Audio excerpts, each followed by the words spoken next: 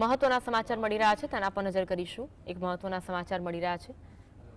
અમદાવાદના શિલજ વિસ્તારમાં આવેલા મહેન્દ્ર ફાર્મ ખાતે વિવાદ સર્જાયો છે। હોળીની ઉજવણી દરમિયાન મહેન્દ્ર ફાર્મ ખાતે વિવાદ સર્જાયો હોય તેવા સમાચાર મળી રહ્યા છે। હોળી રમવા મંજૂરી ન મળતા આયોજકોએ વિરોધ કર્યો હતો અને આ સમગ્ર વિવાદ થયો હતો। વિવાદ વધતા પીઆઈ સહિતના ઉચ્ચ અધિકારીઓ દોડતા થયા હતા। પરિસ્થિતિને થાળે પાડવાના પ્રયત્નો કરવામાં આવ્યા।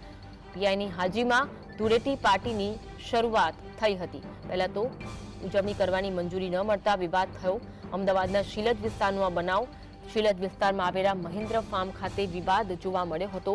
હોળી રમવા માટે મહેન્દ્ર ફાર્મમાં મંજૂરી આપવામાં આવી ન હતી અને આયોજકોને મંજૂરી ન મળતા તેનો વિરોધ કરવામાં આવ્યો હતો। ત્યારે ઘટનાસ્થળ પર પીઆઈ સહિતના ઉચ્ચ અધિકારીઓ આવી પહોંચ્યા હતા। વિવાદ વધુ વધ્યો જેના કારણે પીઆઈ સહિતના ઉચ્ચ અધિકારીઓ પહોંચતા પીઆઈની હાજરીમાં ધૂળેટી પાર્ટીની શરૂઆત કરવામાં આવી હતી।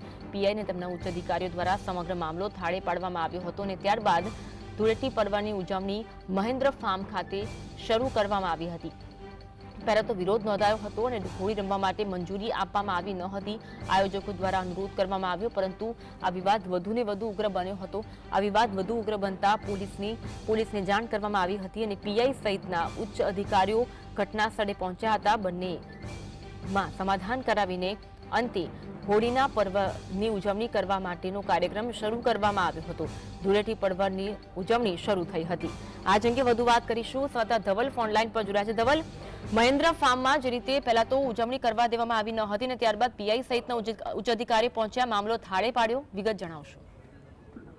ચોક્કસની વાત કરવામાં આવે તો શિલજ ખાતે આવેલા જે મહેન્દ્ર ફાર્મ છે ત્યાં આગળ જે આયોજકો છે તેમના દ્વારા હોળીનું આયોજન કરવામાં આવ્યું ત્યારે જ્યારે જે સમય આપવામાં આવ્યો હતો તે સમયે જે આયોજકોની સાથેના જે લોકો છે તે લોકો અહીંયા પહોંચ્યા હતા પણ આયોજકો જે છે તે નતા જોવા મળી રહ્યા એટલે લોકોમાં રોષનો માહોલ છે તે ફેલાયો હતો અને ત્યારબાદ પોલીસને પણ બોલાવવામાં આવી હતી। પોલીસ દ્વારા યોગ્ય જવાબ ના આપવામાં આવ્યો અને પોલીસ આવ્યા બાદ જે લોકલ પીઆઈ છે બીટી ગોહિલ તે રૂબરૂ અહીંયા આવ્યા હતા અને ત્યારબાદ જે મામલો છે તે થાળે પાડવામાં આવ્યો અને પહેલી વખત જ્યારે પીઆઈ બીટી ગોહિલને આ મુદ્દે પ્રશ્ન કરાતા બીટી ગોહિલે કહ્યું કે મંજૂરી નથી મળી તેના કારણે આ સંપૂર્ણ જે મામલો છે તે ગરમાયો હતો અને ત્યારબાદ અચાનકથી જે પીઆઈ અહીંયા પ્રગટ થાય અને મંજૂરી પણ મળી જતી હોય છે એટલે કે સવારે જે 9 વાગ્યાની મંજૂરી મળવાની બાકી હતી કે બપોરે 2 વાગે પીઆઈ આવે છે અને પીઆઈ રૂબરૂ મંજૂરી આપવા માટે આવ્યા હોય તેવા દ્રશ્યો અત્યારે હાલ જે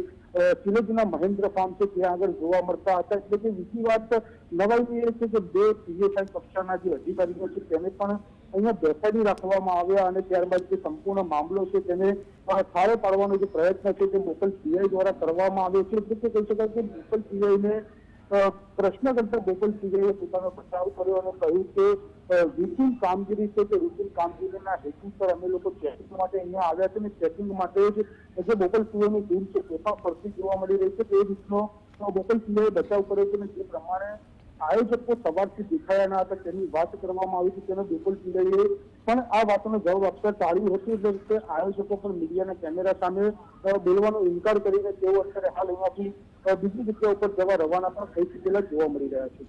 આભાર ધવલ, માહિતી આપવા માટે।